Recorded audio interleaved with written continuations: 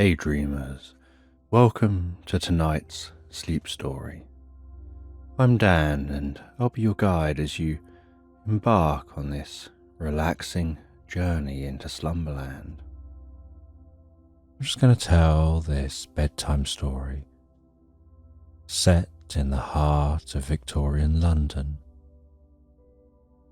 about a resourceful mouse named Morley who embarks on an enchanting journey guided by a mysterious old map, determined to uncover the truth of reality and discover hidden realms. And Morley ventures through the city's underbelly, encountering whimsical characters and magical locales that transform an ordinary night into an extraordinary adventure. If you like this bedtime story or have thoughts for future sleep stories, please leave a comment and subscribe to the channel. You can also support the channel on Patreon, where you'll find audio voice-only versions of my sleep stories. Thank you for your continued support. And before the story begins, imagine that you're being told this sleep story to the relaxing backdrop of rain outside. Just take a moment to allow yourself to get comfortable and close your eyes. And as you drift deeply and soundly asleep, I don't know whether you'll drift deeper asleep to the sound of my voice or to the spaces between my words.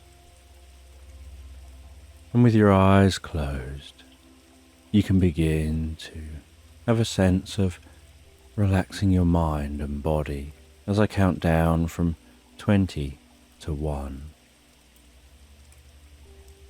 Becoming deeper absorbed in the experience with each number. From 20, beginning to focus on the top of your head, noticing what your head is resting on, how it's supported gently in place, the comfort in and around your head as it rests there. 19.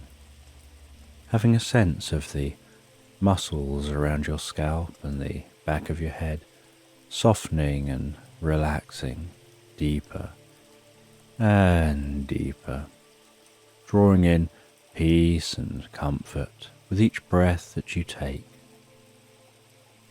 before moving your awareness around your face.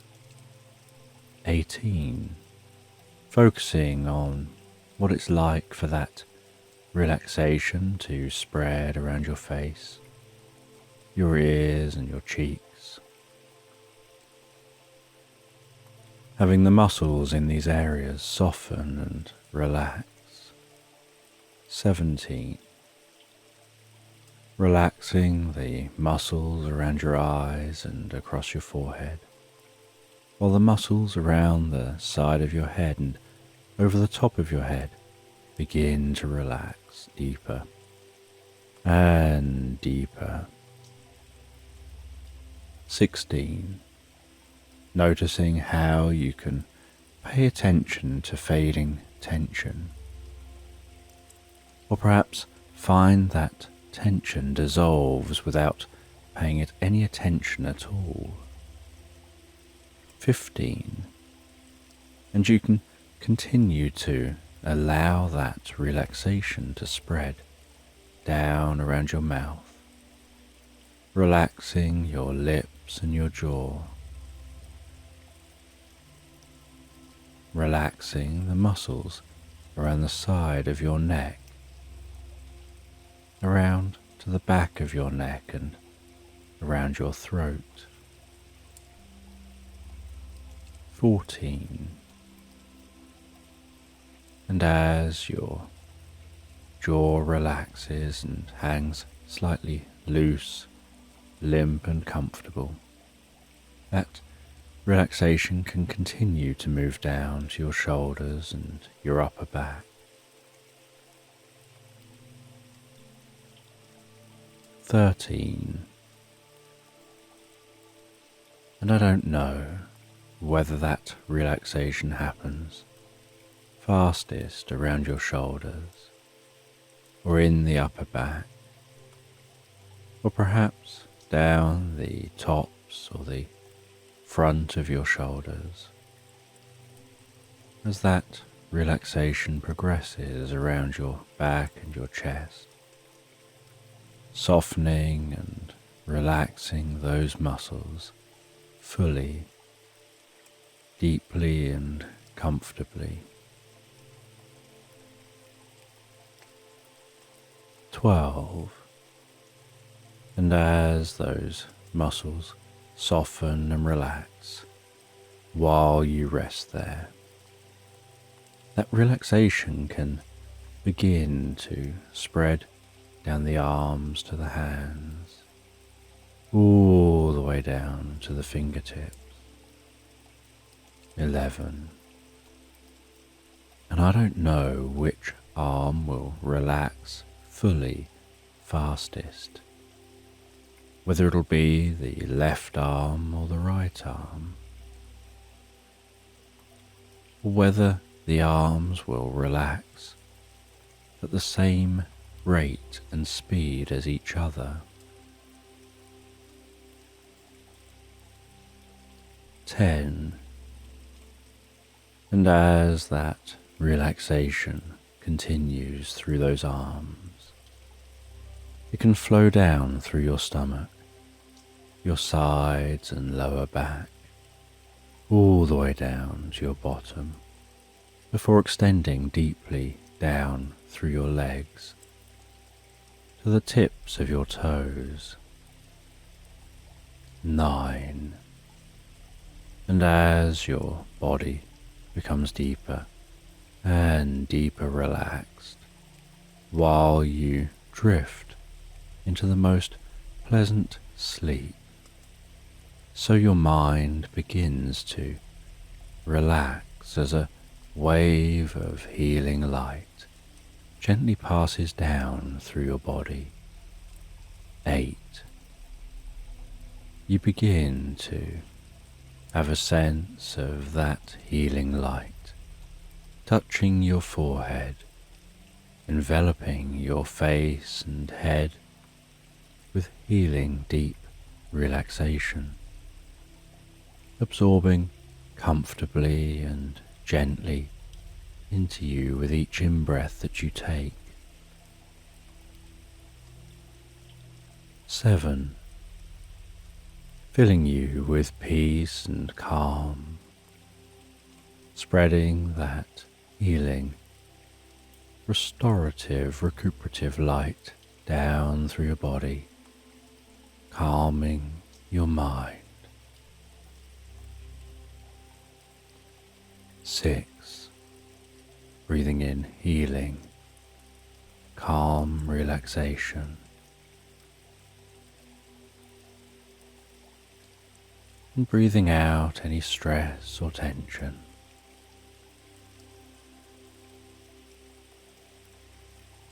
5.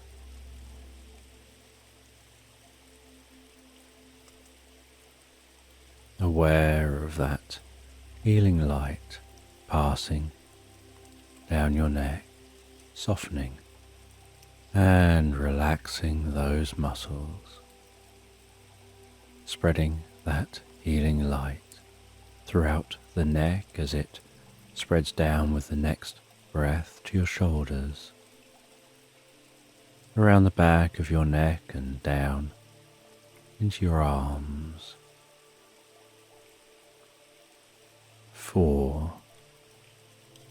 Gradually continuing that flow of healing light all the way to to the tips of the fingers.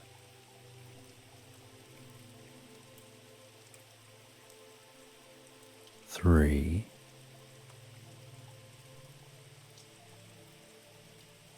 And with another in-breath,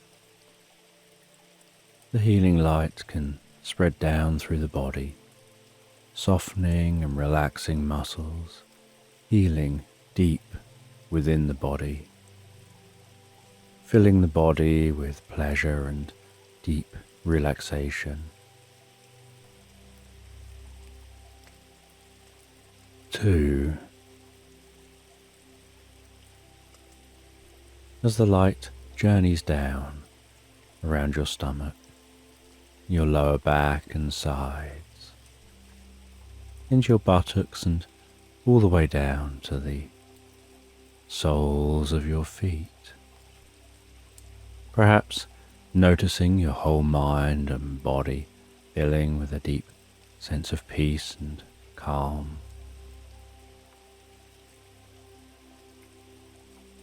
1. And as you allow that light to flow with each breath, you can find your mind drifting deeper and deeper asleep as you drift comfortably into this story. And in the hush of twilight, as the bustling streets of Victorian London settle into a velvety dusk, the world of Morley the mouse stirs to life with the gentle promise of adventure. And nestled in the cosy confines of a modest wooden home, Morley, ever the curious soul, navigates the maze of shadows cast by the flickering candlelight. The soft padding of his tiny feet is muffled by the thick layers of an old rug worn by time, but rich with stories. And on this particular evening, a serendipitous glimmer catches Morley's eye. It's not the usual sparkle from the dusts that dance in the moon's gentle rays, filtering through a crack in the floorboards above. No, this is something different. A secretive shimmer that beckons. With a heart buoyed by curiosity, Morley inches closer, his whiskers twitching in anticipation. The air holds a chill that tells of the coming winter. Yet the draught that whispers through the loose panel feels almost warm, as if inviting him closer. And as he nudges the panel with his nose, it gives way with a soft creak that echoes slightly in the quiet room. And behind the panel, hidden from the eyes of the human world and tucked away beneath layers of dust and memories, lies a map.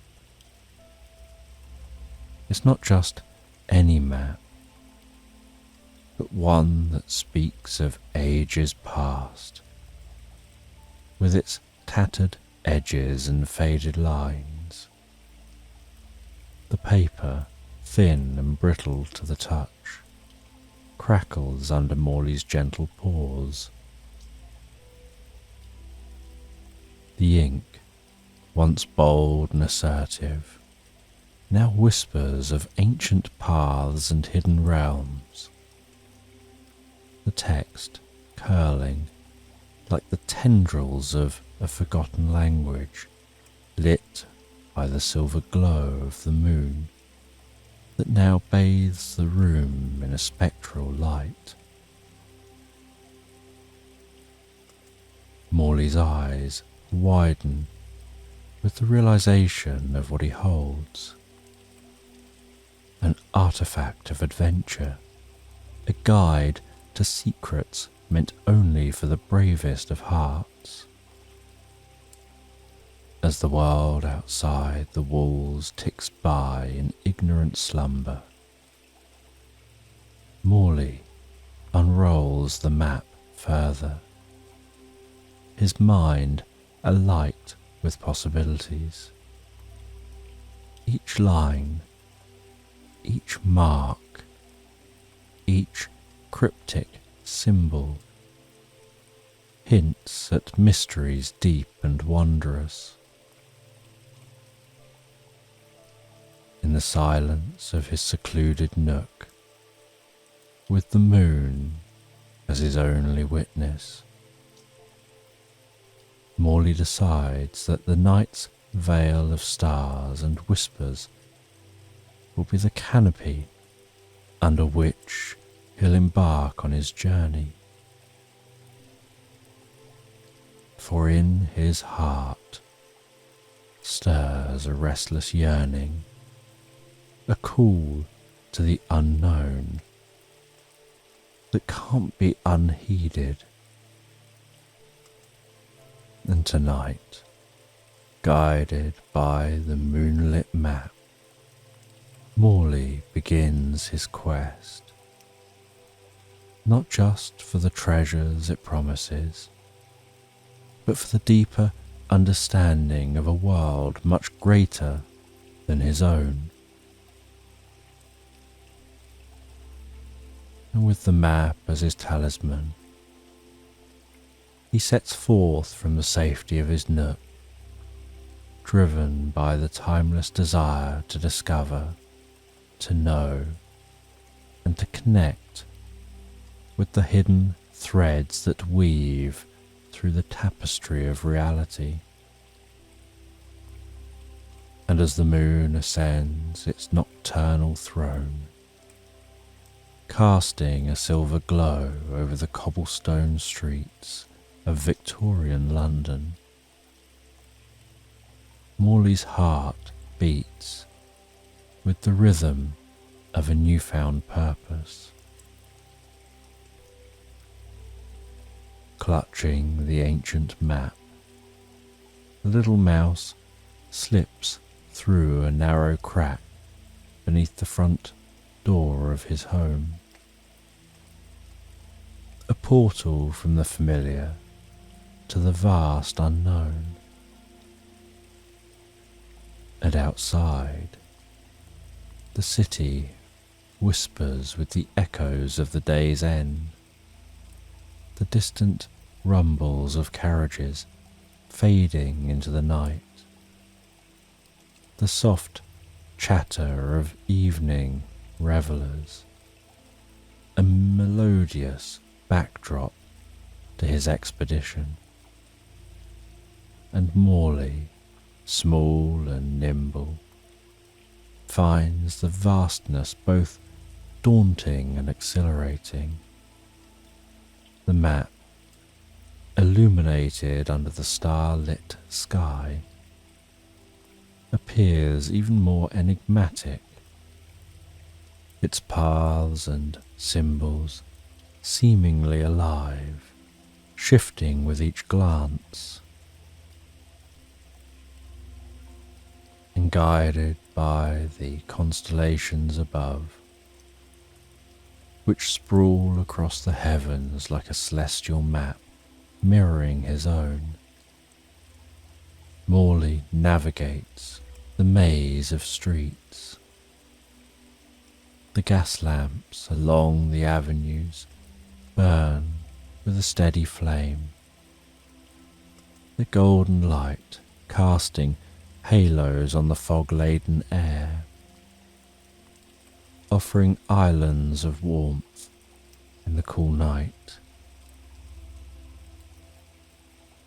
each lamp like a beacon, reassuring Morley as he scurries from one pool of light to the next,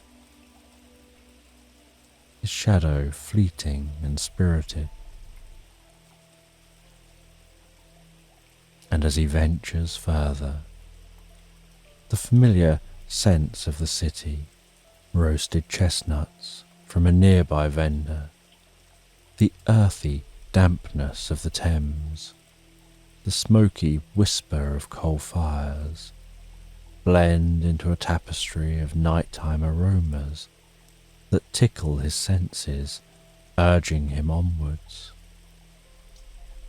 The map leads him towards an area seldom explored by the likes of a humble mouse. A forgotten fountain where, legend has it, wishes weave into the fabric of fate and old stones hold the secrets of the city. And Morley approaches the fountain.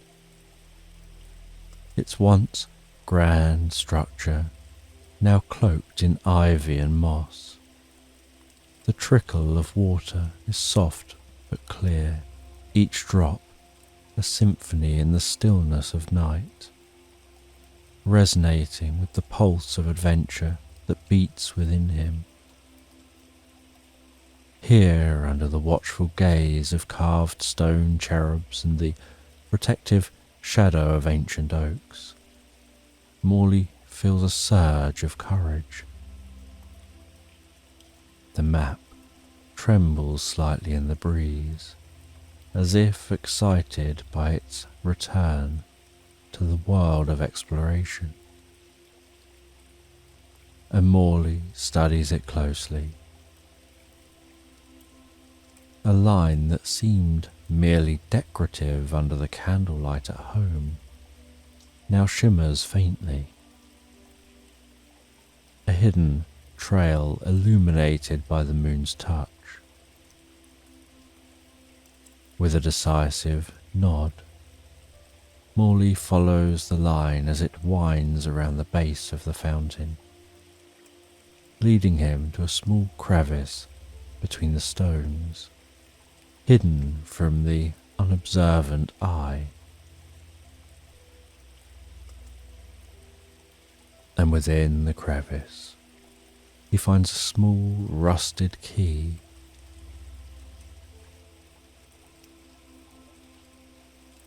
And with a reverent paw, he retrieves the key, the metal cold and pitted under his touch. The discovery fills him with a blend of awe and mystery, the weight of the key in his possession, a tangible link to the legends whispered by the map.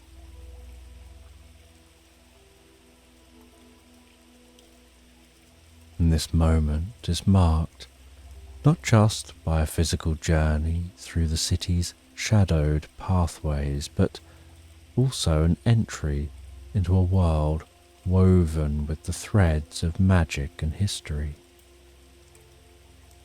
And Morley, with the map as his guide and the stars as his companion, steps further into the realm of adventure. Each step a dance with destiny, each breath a whisper of the stories yet to unfold under the watchful eye of the moonlit London sky.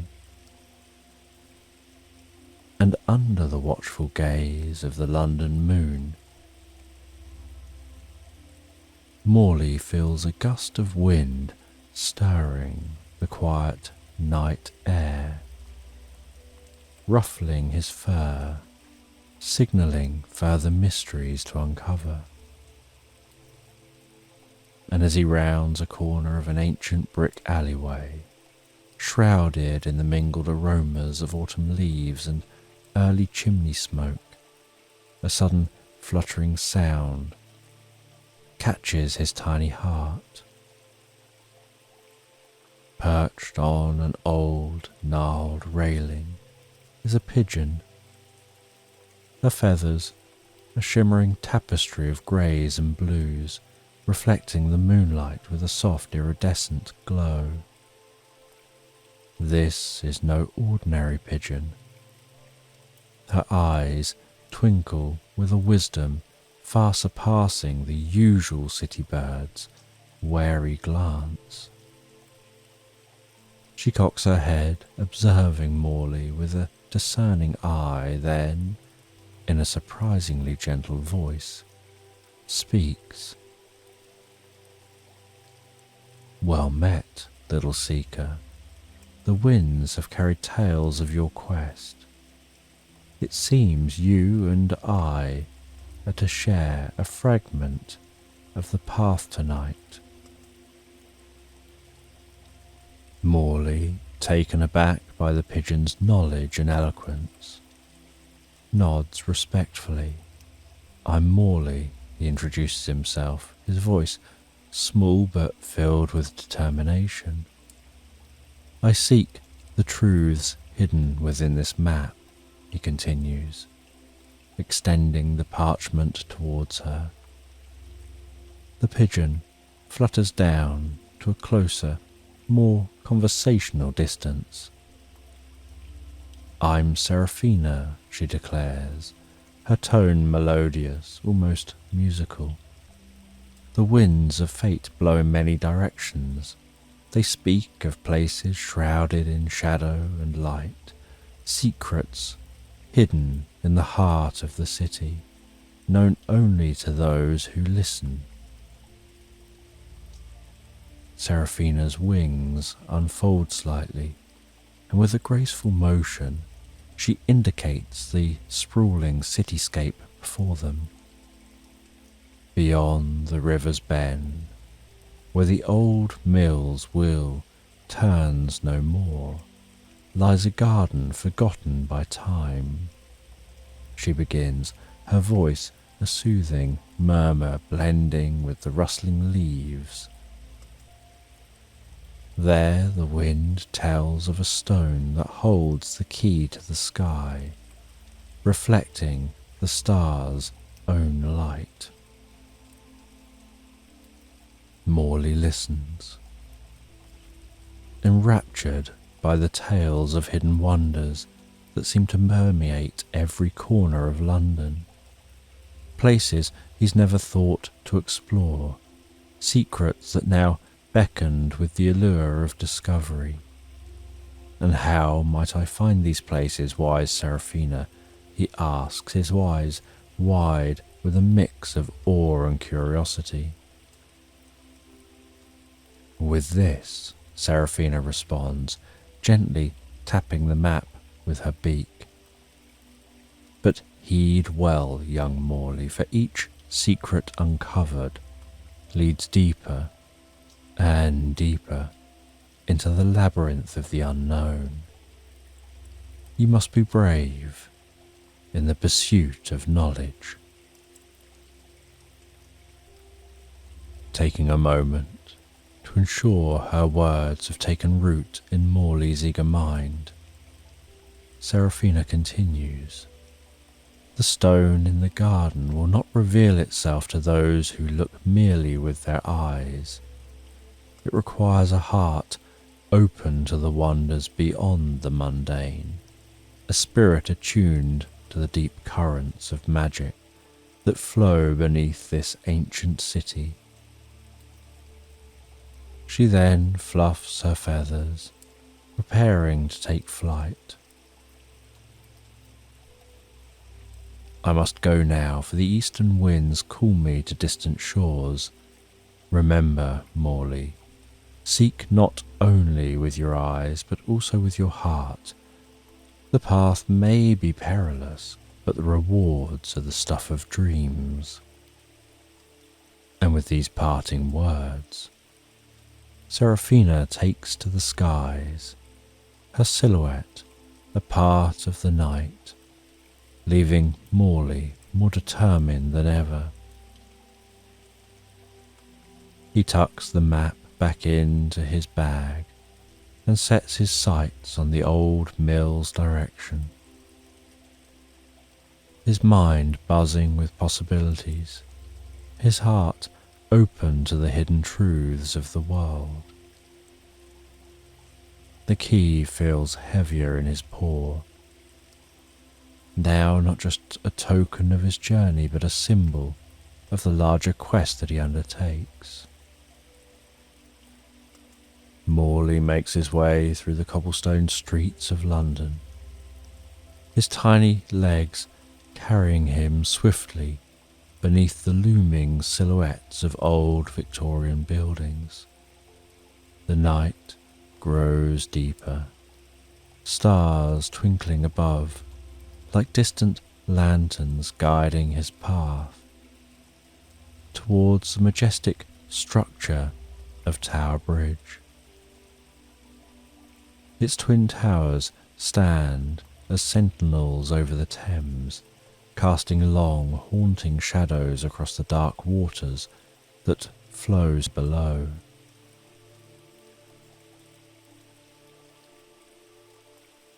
As Morley approaches the bridge, the gentle lapping of the river against the banks mixes with the soft hum of the city at night, creating a gentle symphony of tranquility.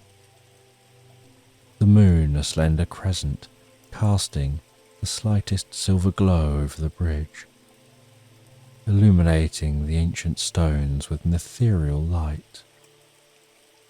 With careful steps, Morley scurries to a secluded spot. Here, where the shadows dance with the flickering lights reflected in the water, he finds the first tangible clue of his quest. Etched into the damp stones beneath the bridge, partially obscured by moss and the wear of time, is a riddle, its letters almost glowing under the moonlight. Where east meets west and time is kept, a lion's gaze where secrets slept. Seek the face that shows dual sight, find the next path by the light. Morley ponders the riddle, his whiskers twitching in thought. The words speak of a meeting place, of east and west, an allusion perhaps to the very bridge under which he now stands, a historical connection between the two sides of the city. Yet the reference to a lion and a dual sight intrigues him more. A lion's gaze, he muses aloud, and a face with two sides. His thoughts race as he considers the landmarks of London, each a potential key to the next phase of his journey. Then it strikes him. The Royal Observatory in Greenwich, known for its placement on the prime meridian where east indeed meets west, and where time itself is measured and kept. Excited by his deduction, Morley knows that his journey must now take him to Greenwich. But the riddle speaks also of a lion's gaze and a face with dual sight. This he interprets as the famous Shepherd Gate clock at the observatory, a 24-hour analogue clock that's unique and offers a face that shows both day and night, a literal dual sight. With the night deepening and the path set, Morley prepares for the journey to Greenwich. He finds his way through the shadowy streets, clues firmly etched in his mind. As he moves away from the river, the sound of water fades into the background, replaced by the occasional hoot of a night owl and the rustle of leaves in the gentle breeze. The adventure carries him forward, each step a stitch in the grand tapestry of his quest, weaving through the historical heart of London towards a destination known for its celestial observations. Here Morley anticipates not only the discovery of the next clue, but also a deeper connection to the cosmic dance of the stars and planets. In this blend of the cosmic and the earthy, Morley finds a profound symbolism in his quest. Not merely a treasure hunt, but a journey of alignment with the universe's greater rhythms and secrets.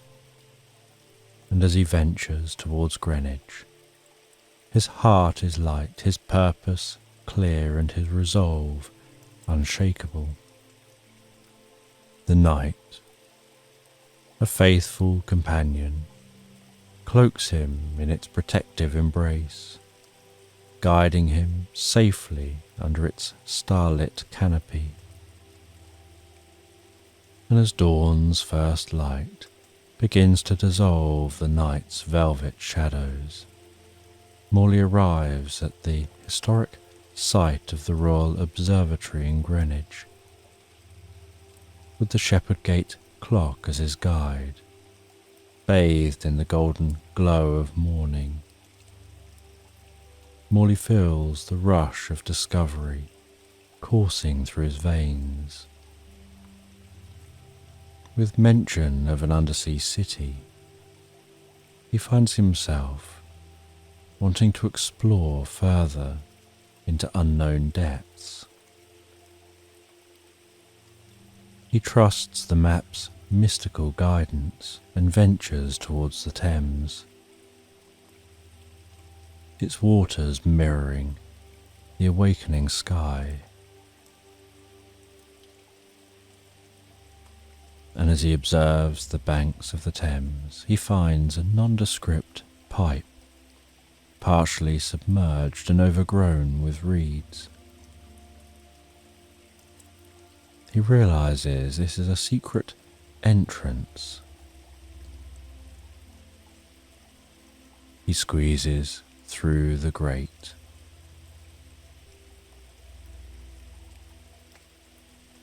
and begins to follow this pipe.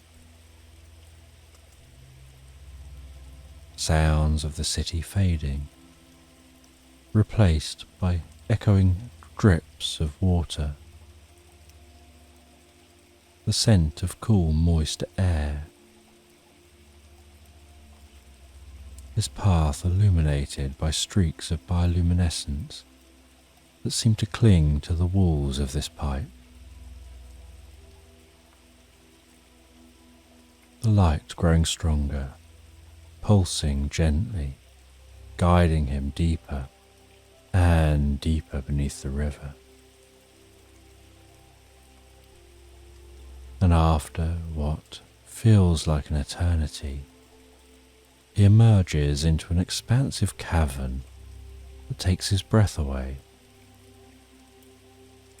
discovering himself in an undersea city.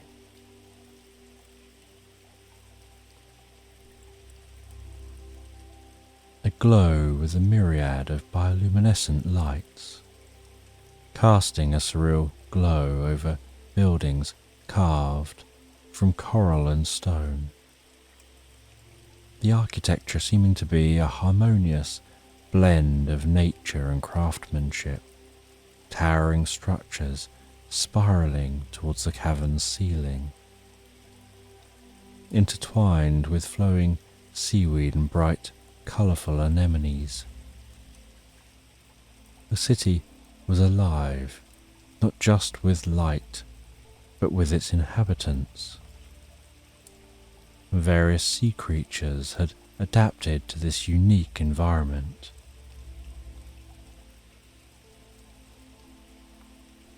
He could see fish outside the cavern, with translucent fins gliding effortlessly through the water.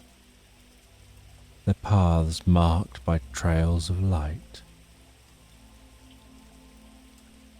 Different animals scurrying along the seabed. Bioluminescence here seemed to have replaced the sunlight.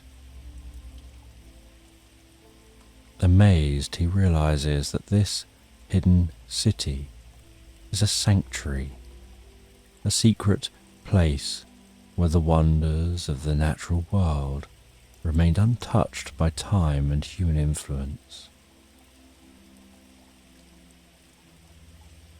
He walked through the streets of this secret undersea city. He could see high overhead jellyfish floating lazily, tentacles trailing lights like drifting stars. He headed to a grand library where scrolls were written on seaweed paper, preserving the history of this underwater realm.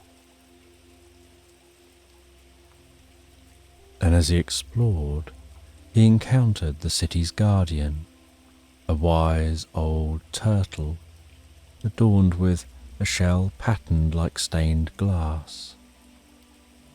The turtle spoke of the city's origins, a refuge from the world above, built by creatures seeking solace from the ever-encroaching reach of civilization. The guardians of the city, he explained, were sworn to protect the knowledge and beauty of this place, ensuring it remained a hidden gem beneath the waves. The turtle offered a clue to his next destination, a pearl that glowed with a soft eternal fire. Embedded in a sculpture in the city's central plaza. This pearl, the turtle explained, was the key to understanding the deeper connections between all living things, a symbol of the unity and harmony that thrived in this secluded utopia. Morley thanked the turtle and thanked the residents of the city for their hospitality and wisdom. He left the city as it seemed to pulsate with a farewell song, lights dimming and brightening in a gentle rhythm, and emerging after some time back on the riverbank. Morley paused to reflect on the unusual and incredible world he'd just witnessed.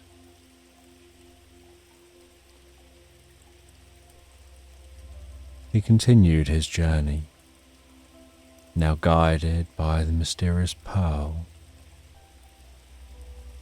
and as he travelled, the map led him away from the familiar streets of London towards an ancient, secluded library, rumoured to house the vast knowledge of the world's magic.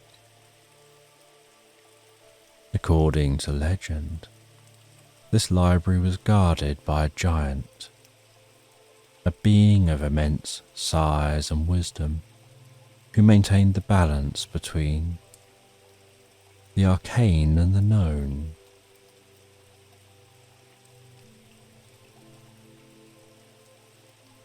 And he travelled out beyond the edge of the London city to a structure that appeared grand and imposing, that was tucked away behind the veil of time and nature, making it invisible to those who weren't specifically searching for it.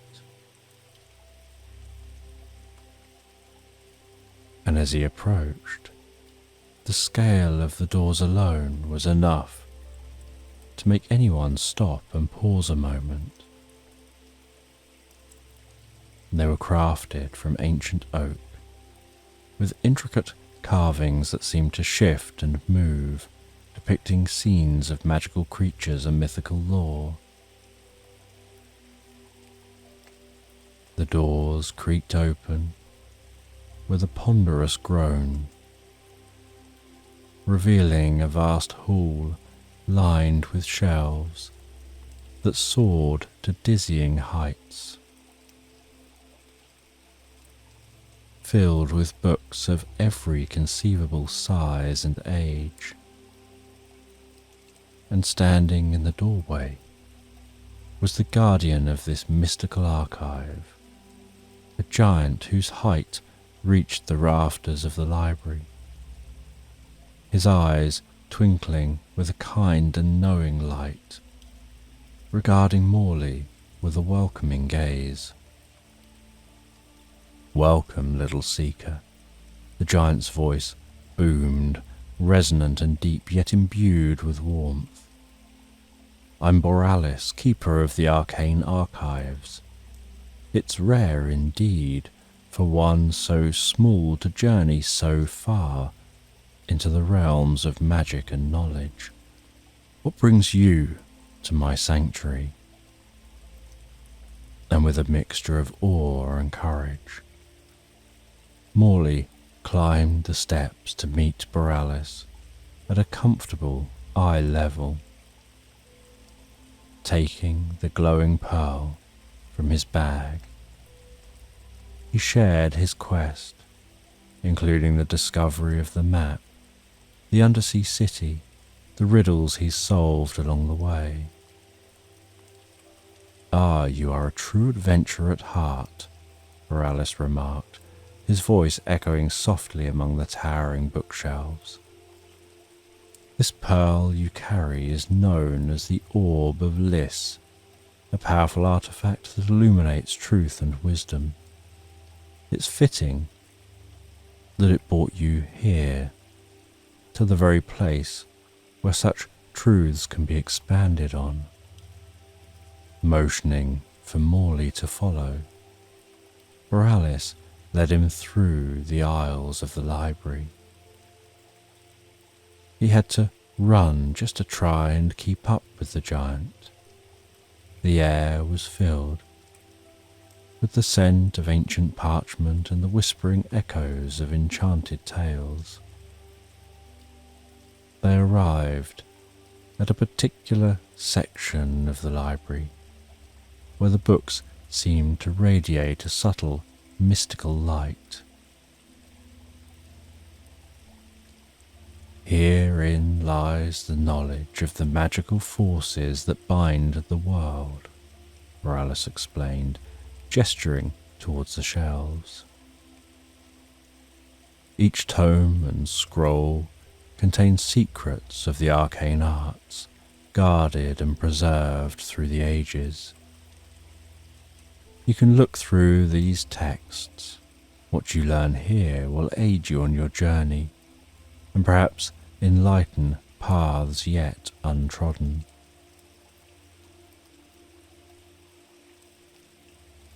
Morley opened a thick volume bound in leather that shimmered with a light of its own. Opening the book, he found the pages filled with intricate symbols and spells, alongside detailed illustrations of magical phenomena and their applications. Each word and image pulsed with energy, as if the magic contained within was alive and breathing. As the hours passed, Morley absorbed the wisdom of the ages, his understanding of magic deepening, his perception of the world expanding. As the day turned to evening, and the light in the library shifted from the bright clarity of afternoon to to the golden hues of sunset. Morley felt a profound sense of gratitude and purpose. For Alice bestowed upon him a small enchanted compass. "This will guide you beyond the written word," Alice said, placing the compass gently in Morley's paw. "Magic is not only about spells and ancient lore. It's also about finding one's true north, understanding one's heart and role in the grand tapestry of life." Thanking the giant for his wisdom, Morley prepared to continue his journey, now equipped with new knowledge and a magical compass to guide his way. He left the library as the stars began to twinkle in the night sky, feeling as though he carried with him a part of the magic that the library housed, a magic that was now a part of him. With the enchanted compass and a heart full of newly acquired knowledge, he set forth under the canopy of starlit sky, following the magical artifact's needle, journeying through more winding streets and alleyways, before arriving at a lush area on the outskirts of the city. And it was here, as the sky was painted in pinks and gold, that he noticed something peculiar. A soft, melodic chuckling that seemed to come from nowhere and everywhere all at once. Intrigued, he followed the sound, treading softly on the dew-kissed grass. And the source of laughter soon revealed itself. A small, sprightly figure, with a twinkle in his eye and a green hat perched jauntily atop his head. "Good morning to ye, fine sir," said the figure with a bow so deep it seemed almost comical. "I'm Finbar at your service."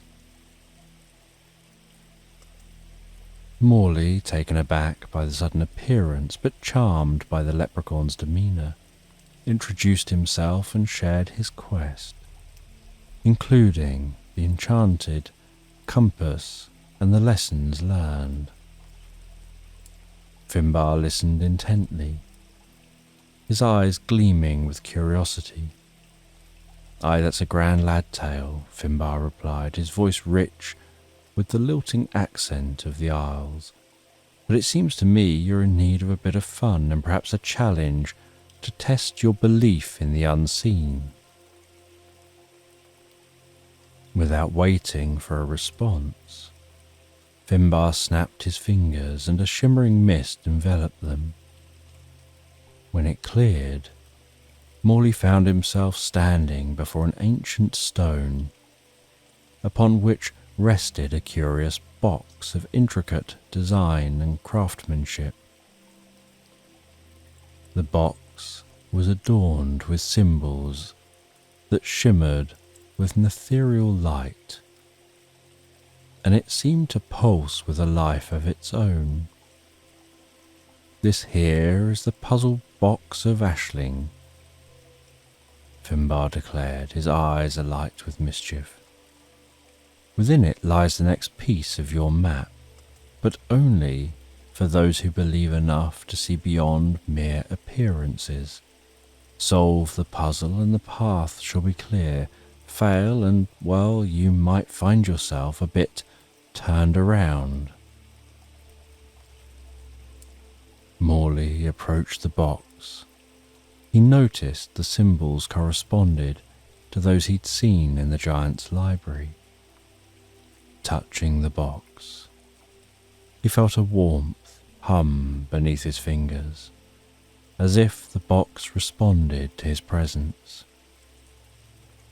Remembering the teachings of Borealis, he closed his eyes and let his intuition guide him, his paws moving deftly over the symbols, pressing them in an order dictated by the silent whisper of the magic within him.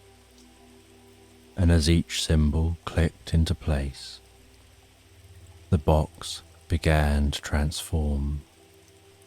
Sections of it moved independently, rearranging itself with mechanical fluidity until it unfolded like a blooming flower, revealing its core. Nested within was a fragment of the map, glowing softly, surrounded by a faint golden light. "Well done," Finbar exclaimed, clapping his hands with delight. "You've got the heart of a true believer, and that's no mistake. Remember, the world is full of magic, hidden just beyond the veil of the ordinary, waiting for those with the eyes who can see and the heart which can understand." With the map fragment secured and a new lesson learned, he thanked the leprechaun for the challenge and the wisdom. The leprechaun winked and gave a tip of his hat before vanishing into the morning mist, leaving behind just a gentle trail of laughter and a faint echo of his words.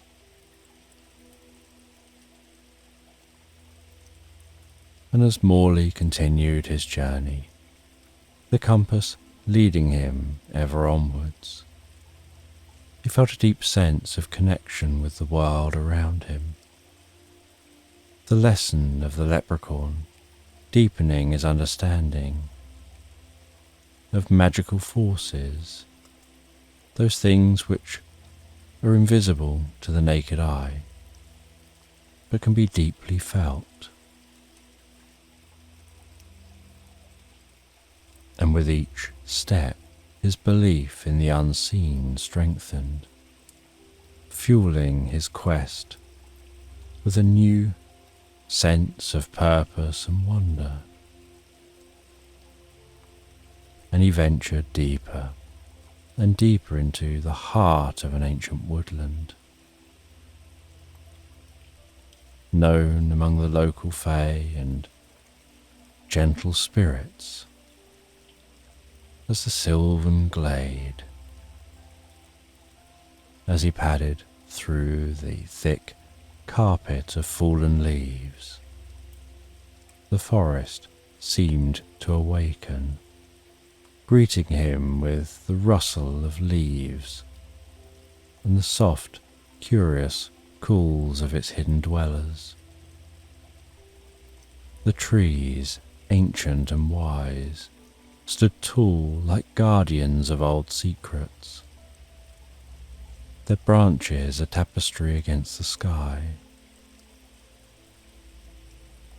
The woodland was alive with preparations for an upcoming winter solstice, a time of renewal and celebration. Morley could feel the magic in the air, a buzz that tingled through his whiskers. The animals of the forest, from scurrying squirrels to stately deer, were all busy with their various tasks, collecting food, decorating with berries and vines, and crafting lanterns from nutshells and fireflies.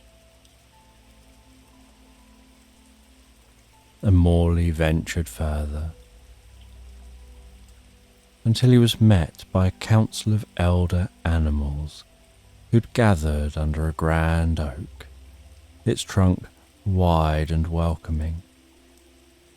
And the elders, a wise old owl, a stout badger, and a graceful doe regarded Morley with interest. "Welcome, little traveller," the owl hooted in a deep, resonant voice. "What brings you to our conclave on such an important day?" Morley explained his quest, talking about the map, magical lessons, the gifts he'd been given. He was tasked with helping the smaller creatures of the forest, those who struggled to prepare due to their size or the scarcity of resources. And with vigour and a warm heart, he set about his tasks. He helped the field mice collect seeds and berries, taught the young rabbits how to weave garlands of ivy and holly. He even helped orchestrate a choir of songbirds. And as he worked, he realized that each task, though small, was vital to the harmony of the woodlands community. His efforts helped the animals and taught him the importance of unity and cooperation. The forest thrived because each creature, no matter how small, contributed to the well-being of all. And on the solstice, the forest was transformed into a wonderland of lights, music and laughter. Lanterns hung from branches, casting gentle glows that shimmered off the land below.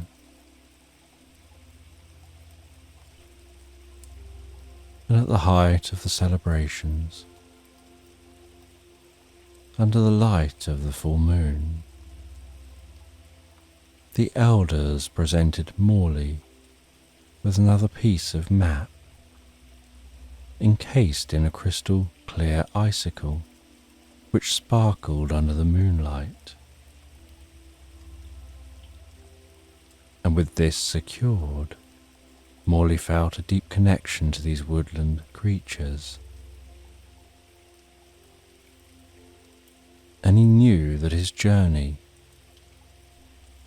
was far from over, but at every step of this journey he learns lessons, helping to continue the journey in a deeper and more profound way. And Morley set off following a gentle stream, walking past ancient trees, arching gracefully overhead.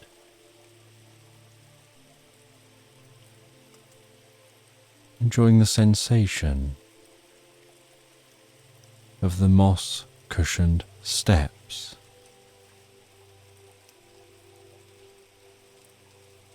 and the stream's waters were clear, reflecting the vibrant life of the woodland. And while he gazed into the water, so it showed not just reflections of the land around them, but also shimmered with the quality of a dream half remembered. And while gazing into the water, a gentle voice began talking in the background. Beautiful, isn't it? An old fox was sitting beside him with eyes deep and wise, and she murmured to him, "Many call it the heart's echo. It shows us no one is truly alone. Our desires, our joys, and our sorrows echo in the hearts of others, connecting us in ways we often fail to see. The fox explained that the stream was a sacred place, a place of reflection,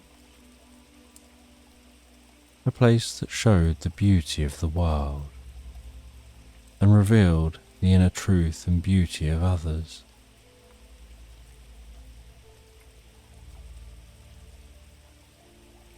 Morley listened, captivated by the wisdom of the fox.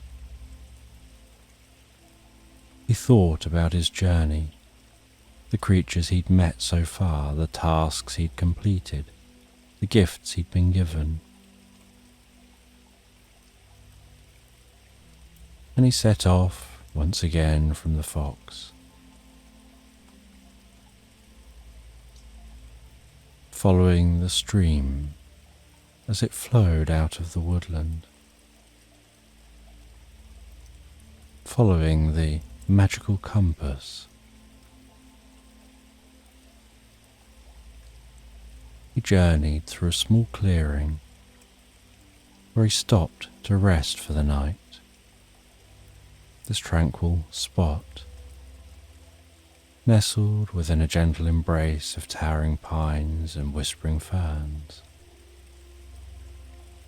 allowed him the luxury of viewing the heavens above, the twinkling stars, the velvet sky, the stories of the universe. And he realized while gazing at the stars that the constellations seemed to almost be talking to him, that they were more than just a collection of stars, but maps of stories ancient and wise. The Great Bear, the Hunter, the Twins, each constellation a chapter of a cosmic tale woven through time and space, reflecting truths he'd uncovered on his journey.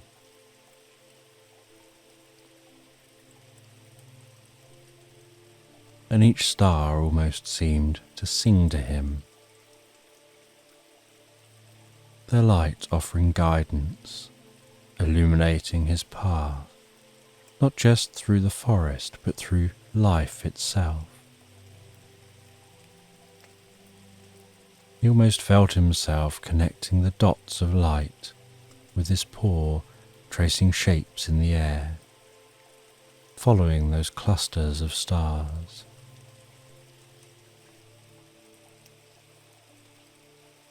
Inspired by his observations, and his heart full of wonder, he took a look at the map, laid the bits of map out before him, and found that he could align these bits of map in such a way that the fragments mirrored the constellations above, as if this map wasn't just a guide through the physical world, but a reflection of the celestial guide above. Each piece a star and each star a story. And in the morning he packed up the map, continued his journey, finding that the journey itself seemed to be the learning he really set out for, and that the map was leading back to the home he'd left behind.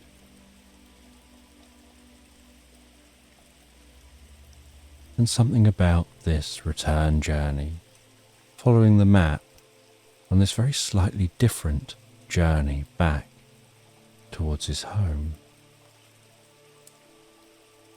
He found himself continuing to learn from the journey, recognizing new things he'd missed on the way. This return journey making the world seem slightly different perhaps leaves seeming more vivid, the breeze carrying slightly more of a melody, the rays of sunlight dancing just for him. The world seemed the same, yet slightly different, as if he's seeing it anew through eyes that had witnessed the unseeable and understood things in a whole new way. And back at his home, he felt a build-up of emotion, like feeling overwhelmed at returning to a friend who'd not been seen for a while, returning with new experiences, new understandings of the world.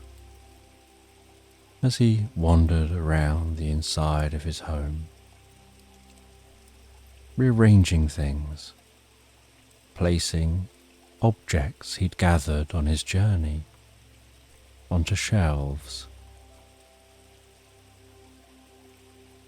Each object reminded him of elements of the journey he'd taken. He felt a profound sense of fulfillment. He started a journey, a quest for knowledge and discovery, guided by an ancient map, found additional pieces of the map, found additional trinkets to help guide his journey, met numerous beings on the way, only to realize that the knowledge and discovery was the journey, not the destination, as the destination took him right back to where he started, just with a slightly different understanding of things. He noticed his greatest discovery wasn't anything marked on any map. It was a realization that each of us is part of a larger story, a thread in the tapestry of the universe, woven through moments of connection and kindness. And in the comfort of his home, surrounded by familiar sounds of night, Morley drifted into sleep, a smile curving his lips, enjoying sweet dreams filled with starlight, hints of the forest, waves of the sea, rustling pages of ancient books, being carried along by the everlasting glow of a journey that led him right back home to the place where it all began, and where it would continue one magical moment at a time.